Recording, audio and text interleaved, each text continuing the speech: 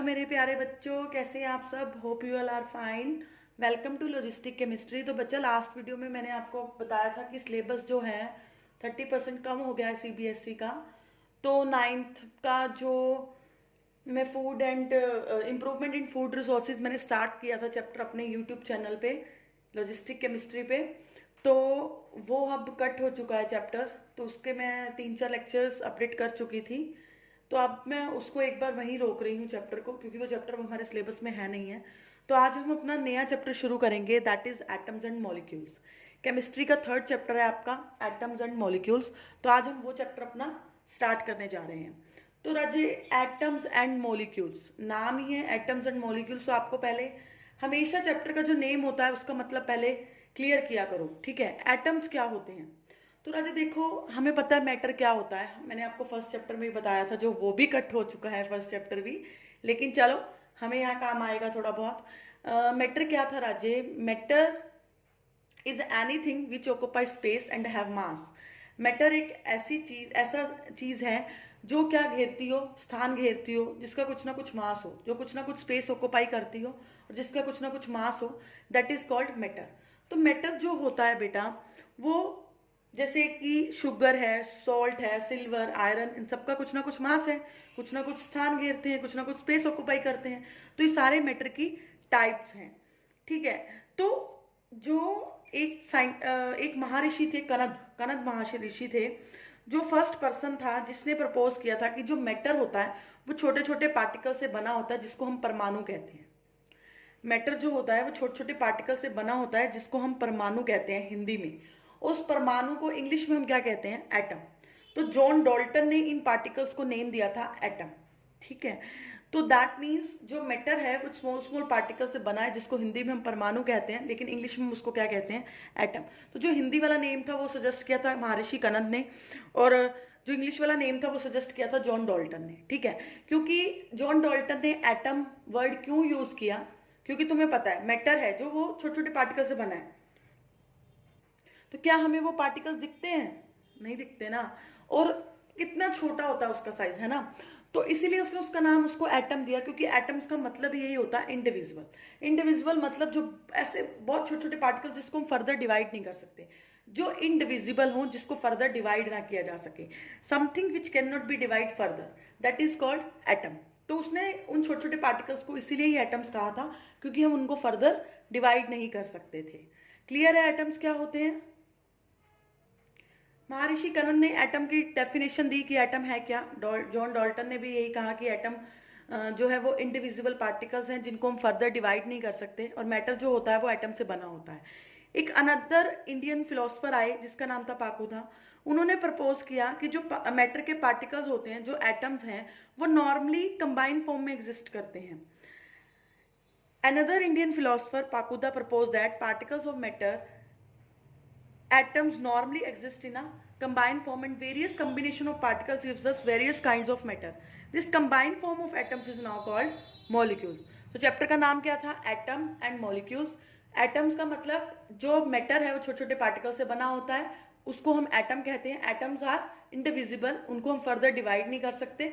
दूसरा चैप्टर के नेम में क्या आ रहा था? मॉलिक्यूल्स। मॉलिक्यूल्स क्या हैं? जो बहुत सारे एटम्स कंबाइन करते हैं तो एक मैटर की नई फॉर्म बनाते हैं, जिसको हम क्या कहते हैं? मॉलिक्यूल, ठीक है। तो एटम और मॉलिक्यूल में आपको डिफरेंस पता चला होगा। Atom is individual particle, every matter is made up of these individual particles called atoms, and further these atoms will combine to form molecules, ठीक है। तो बच्चा, इस चैप्टर में हमने फर्दर 2 लॉ करने हैं, उन लॉज को हम कंबाइन करके बोलते हैं laws of chemical combination. Laws of chemical combination हमने पढ़ने हैं। लॉज ऑफ केमिकल कम्बिनेशन के अंडर बच्चा हमने 2 लॉज पढ़ने हैं। एक हमने पढ़ना है लॉ ऑफ कंजर्वेशन ऑफ मास, दूसरा हमने पढ़ना है लॉ ऑफ कांस्टेंट प्रपोर्शन। हमने इसमें 2 लॉज पढ़ने हैं बच्चा। लॉज ऑफ केमिकल कम्बिनेशन के अंडर 2 लॉ आते हैं, law of conservation of mass and law of constant proportion. तो आज हम अपनी इस वीडियो में मैं आपको यही समझाऊंगी कि law of conservation of mass क्या है, समझाऊंगी अच्छे से। फिर उसके बाद हम उसके कुछ न्यूमेरिकल्स करेंगे, ताकि आपको ये कंसेप्ट बिल्कुल अच्छे से क्लियर हो जाए। और होप जल्दी ही नेक्स्ट वीडियो में मैं आपको लॉ ऑफ कांस्टेंट प्रपोर्शन भी कराऊंगी विद न्यूमेरिकल्स। मेरा जो भी पार्ट चलता है वो इजी वे में होता है, न्यूमेरिकल्स के साथ होता है। तो प्लीज़ अगर आप मेरी वीडियोस को ध्यान से देखेंगे हैं तो आपको हर चीज़ बिल्कुल बेसिक से मैं कराती हूँ, आपको बिल्कुल अच्छे से क्लियर होगी। बस आप अपना माइंड मेरी वीडियोस में ही लगाएं जब आप मेरी वीडियोस देख रहे हैं, ठीक है। तो लॉज ऑफ केमिकल कम्बिनेशन में दो लॉज हमने पढ़ने हैं, law of conservation of mass and law of constant proportion sorry. तो चलो हम फर्स्ट देखते हैं हमारा law of conservation of mass क्या कहता है। Let's start with first law, that is law of conservation of मास। बच्चा आपने छोटी क्लासेस से ही पढ़ा है लॉ ऑफ एनर्जी, है ना। क्या कहता था, energy can neither be created nor be destroyed but it can only be transfer from one form to another form, है ना। कंजर्वेशन का मतलब क्या होता है, कंजर्व रहना, है ना, कि वो सेम रहेगा, वो कांस्टेंट रहेगा। तो लॉ ऑफ कंजर्वेशन ऑफ मास भी यही कहता है कि इन अ केमिकल रिएक्शन जो टोटल मास होगा प्रोडक्ट का वो इक्वल होगा टोटल मास ऑफ रिएक्टेंट। कोई भी मास में चेंज नहीं आएगा ड्यूरिंग अ केमिकल रिएक्शन। तो सबसे पहले तो बच्चा आपको ये पता होना चाहिए रिएक्टेंट्स क्या होते हैं। रिएक्टेंट्स का मतलब जो रिएक्ट करते हैं, रिएक्टेंट्स का मतलब जो रिएक्ट करते हैं, मतलब कोई भी कंपाउंड जो आपस में रिएक्ट करेंगे हैं उनको हम क्या कहेंगे, रिएक्टेंट्स। और प्रोडक्ट्स क्या होते हैं, उन दोनों के कंबाइन होने से जो हमें नया नया कुछ मिलेगा वो क्या होगा, हमारा प्रोडक्ट। तो reactants which react to form products, ठीक है। एक केमिकल रिएक्शन में कुछ रिएक्टेंट्स होते हैं, कुछ प्रोडक्ट्स होते हैं। ये जरूरी नहीं है कि दो ही रिएक्टेंट होंगे, कई बार एक रिएक्टेंट जो होता है वो टूट के दो से ज़्यादा प्रोडक्ट दे देता है। तो this is not a big deal कि हमेशा दो ही रिएक्टेंट हमने लेने हैं। हमने ये देखना है कि बस कि वो कंबाइन होकर प्रोडक्ट दे रहे हैं रिएक्टेंट्स, या फिर एक रिएक्टेंट ब्रेक डाउन होकर प्रोडक्ट दे रहे हैं, ठीक है। तो देखो मैं तुम्हें इस लॉ को समझाती हूँ, ध्यान से देखो इस रिएक्शन को। मेरे पास कैल्शियम कार्बोनेट है, ठीक है। कैल्शियम कार्बोनेट मैंने 100 ग्राम लिया, मैंने उसको हीट किया है। ये जो मैं ट्रायंगल बनाती हूँ एरो के ऊपर, दैट मीन्स मैंने उसको हीट किया है, ठीक है। कैल्शियम कार्बोनेट है 100 ग्राम, उसको मैंने हीट किया है, ठीक है। हीट करने के बाद वो मुझे दे रहा है कैल्शियम ऑक्साइड और कार्बन डाइऑक्साइड गैस। तुमने सिर्फ यहाँ पे मास का फंडा देखना है, ये मत देखो कि ये कैसे बना, ये कैसे बना, ये क्यों बना, ये सब हम फर्दर हायर क्लासेस में और in this class also read करेंगे, बट थोड़े टाइम के बाद। अभी जस्ट हमने मास का फंडा देखना है, कोई रॉकेट साइंस नहीं है इसमें। कैल्शियम कार्बोनेट देखो मैंने लिया 100 ग्राम, मैंने उसको हीट किया, मेरे पास बना कैल्शियम ऑक्साइड और कार्बन डाइऑक्साइड। तो जो मैंने कैल्शियम कार्बोनेट लिया था वो 100 ग्राम लिया था, जब मैंने उसको हीट किया उसके बाद मेरे पास ये दो प्रोडक्ट बने। तो मैंने देखा कि जो कैल्शियम ऑक्साइड था उसका जब मैंने वेट किया तो मेरे पास 56 ग्राम आया, और जो कार्बन डाइऑक्साइड थी वो मेरे पास 44 ग्राम आई। तो टोटल कितना हुआ, 100 ग्राम। तो देखो रिएक्टेंट मैंने कितना लिया था, 100 ग्राम, और टोटल प्रोडक्ट भी मुझे कितना मिला, 100 ग्राम। तो मास क्या रहा, कंजर्व, मास तो चेंज हुआ ही नहीं, वो तो एक जैसा ही रहा। तो यही है law of conservation of mass. Law of conservation of मास बच्चा यही कहता है कि मास can neither be created nor be destroyed, बस वो क्या रहेगा, कंजर्व रहेगा। जितना मास हमने रिएक्टेंट्स का लिया है उतना ही मास मेरा प्रोडक्ट्स का रहेगा, मास कभी भी चेंज नहीं होगा। रिएक्टेंट का मास 100 ग्राम था, तो जो मेरे पास प्रोडक्ट बना उसका भी टोटल मास कितना आया, 100 ग्राम। यही है मेरा लॉ ऑफ कंजर्वेशन ऑफ मास। चलो हम इसको प्रूव करते हैं एक एक्सपेरिमेंट के साथ। लेट्स सी, देखो आपको यहाँ पे एक डायग्राम दिख रहा होगा। तो मैंने क्या किया है राजे, मैंने एक कॉनिकल फ्लास्क ली है, उसके ऊपर एक रबड़ का कॉर्क लगा दिया है, ठीक है, और एक स्मॉल टेस्ट ट्यूब मैंने ली है जो मैंने थ्रेड की हेल्प से कॉनिकल फ्लास्क के अंदर ही रखी है, ठीक है। अब मैंने पहले क्या किया, जो इनका वेट कर लिया, कॉनिकल मतलब मैंने इसको जो फ्लास्क है इसका पूरा वेट कर लिया, ठीक है। उसके बाद मैंने क्या किया, फ्लास्क के अंदर मैंने देखो बेरियम क्लोराइड लिया है, और जो टेस्ट ट्यूब है उसके अंदर मैंने सोडियम सल्फेट लिया है। जब बेरियम क्लोराइड और सोडियम सल्फेट की मैंने क्या किया है, सॉरी कॉनिकल फ्लास्क में मैंने बेरियम क्लोराइड लिया, और जो टेस्ट ट्यूब है उसके अंदर मैंने सोडियम सल्फेट लिया, ठीक है। उसके बाद मैंने उसका वेट कर लिया मैंने। अब मैंने क्या किया है, एक जो रबड़ कॉर्क लगाया मैंने उसको थोड़ा सा ढीला कर दिया, ताकि जो वो जो मैंने टेस्ट ट्यूब लिया है वो दूसरे डायग्राम में देखो कि वो थोड़ी सी टिल्ट हो जाए, थोड़ी सी टेढ़ी हो जाए, ताकि जो बेरियम क्लोराइड है और जो सोडियम सल्फेट है वो आपस में रिएक्शन कर सकें। ठीक है, तो वो क्या करेंगे, रिएक्शन शो करेंगे। रिएक्शन शो करने के बाद कुछ मेरे पास प्रोडक्ट बनेंगे। आपको कोई मतलब नहीं है उस प्रोडक्ट से, बस आपको हमें मास का फंडा देखना है। वैसे बेरियम क्लोराइड और सोडियम सल्फेट की रिएक्शन करने के बाद मेरे पास बेरियम सल्फेट और सोडियम क्लोराइड बनता है। ठीक है, आपको उससे कोई मतलब नहीं राजा, आपको सिर्फ मास का फंडा देखना है। तो अब जब टिल्ट करूंगी दोनों की रिएक्शन होगी, और रिएक्शन करने के बाद जब मैं उसका वेट करूंगी तो वो भी वेट उतना ही आएगा जितना रिएक्शन करने से पहले था। ठीक है, तो आपको ये ध्यान रखना है कि जो मास है वो कंजर्व रहेगा हमेशा। मैं आपको दोबारा बता देती हूँ एक्टिविटी मैंने कैसे की है। मैंने एक कॉनिकल फ्लास्क ली है, उस फ्लास्क के अंदर मैंने एक टेस्ट ट्यूब ली है, टेस्ट ट्यूब के अंदर मैंने एक सोडियम सल्फेट डाला है, और फ्लास्क के अंदर मैंने बेरियम क्लोराइड डाला है। ठीक है, पहले उसका मैंने वेट कर लिया। ठीक है, मान लो उसका वेट आया Z ग्राम। उसके बाद मैंने क्या किया, टेस्ट ट्यूब को थोड़ा सा टिल्ट कर दिया, तो वो बेरियम क्लोराइड के अंदर मिक्स हो गई, तो रिएक्शन शो करेगी। तो मान लो प्रोडक्ट बन गया कुछ भी। ठीक है, और उस प्रोडक्ट का मास भी जब मैंने किया तो वो भी कितना आया, Z ग्राम। तो दोनों का जो मास आएगा वो हमेशा सेम आएगा। ये एक्टिविटी आपको यहाँ पे दिख रही है कि मैंने कैसे की है।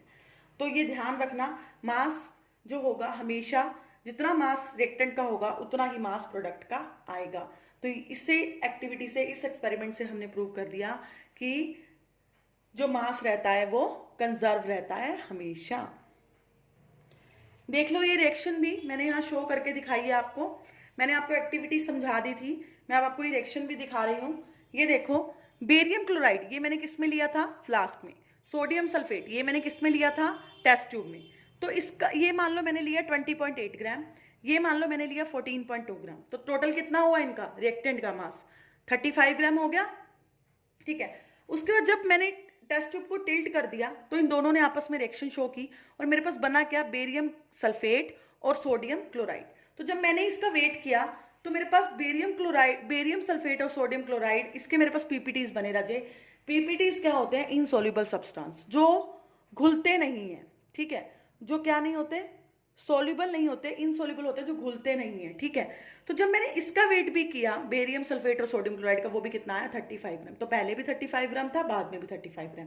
तो मास ऑफ रिएक्टेंट किसके इक्वल हो गया, मास ऑफ प्रोडक्ट के।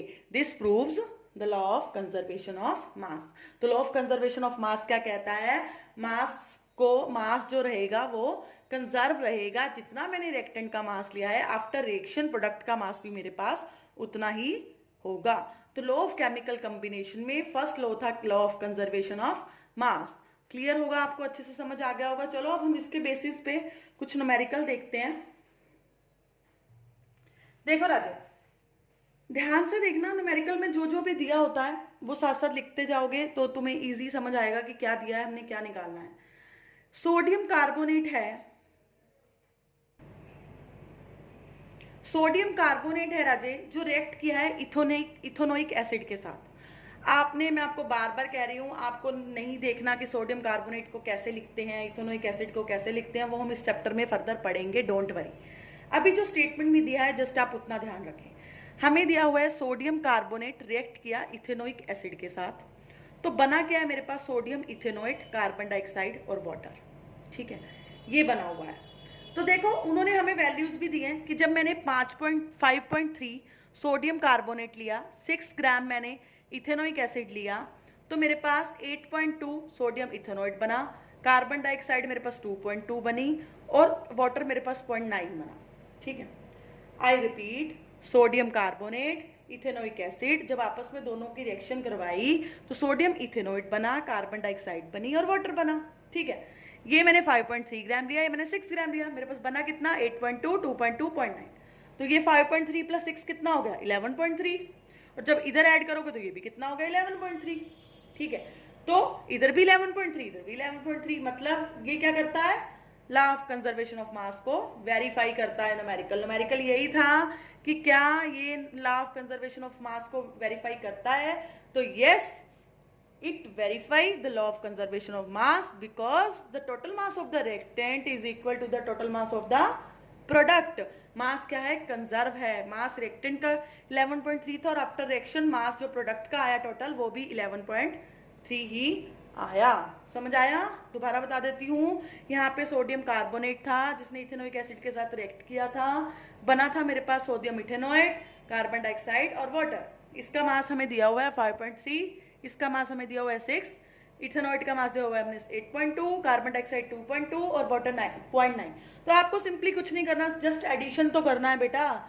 4th 5th स्टैंडर्ड से पढ़ते आ रहे हो ना एडिशन, और आजकल तो 3rd से शुरू हो जाता है, 2nd 3rd से ही एडिशन, है ना। इवन कि मुझे लगता है शायद यूकेजी में ही एडिशन शुरू हो जाता है, सिंपल एडिशन तो, है ना।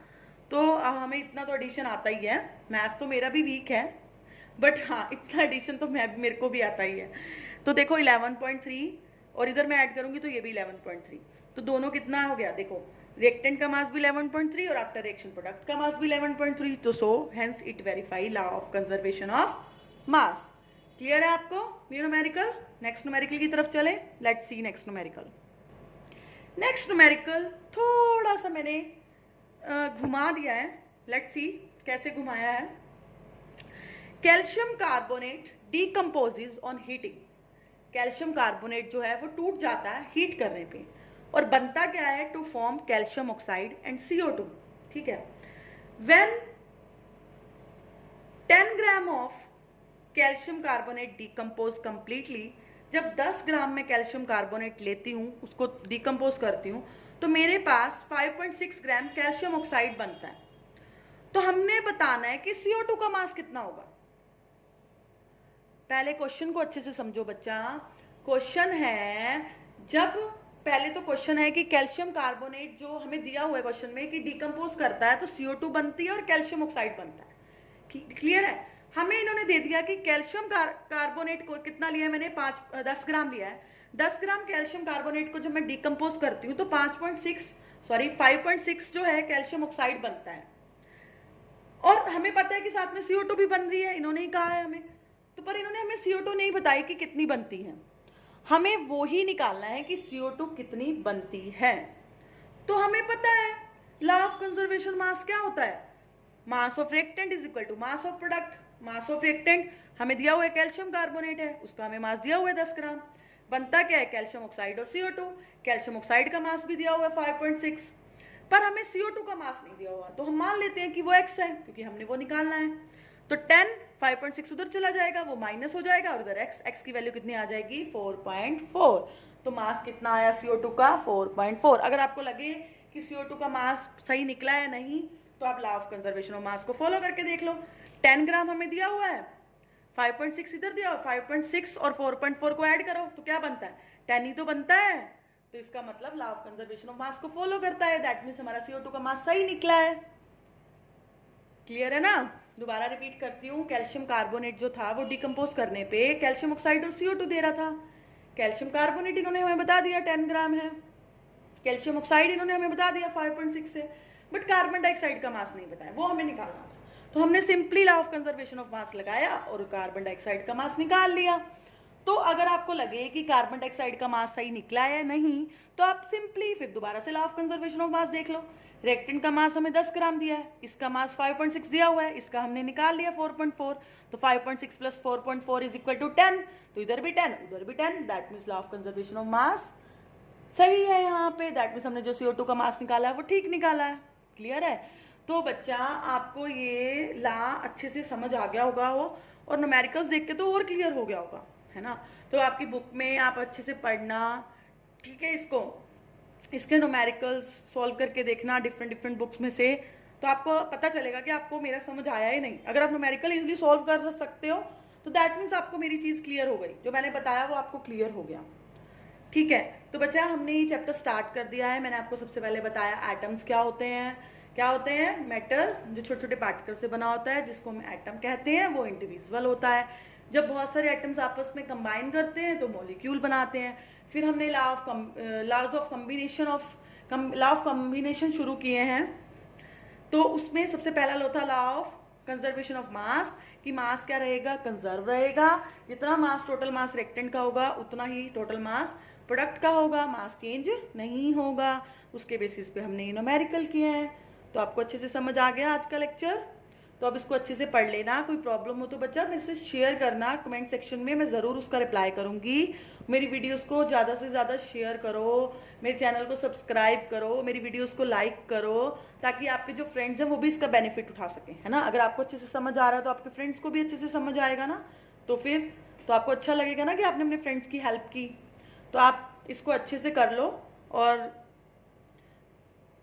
अगर एक बारी में समझ नहीं आता तो वीडियो को एक बार और देख लो, तो आपको और अच्छे से क्लियर हो जाएगा। ठीक है, थैंक यू फॉर वॉचिंग।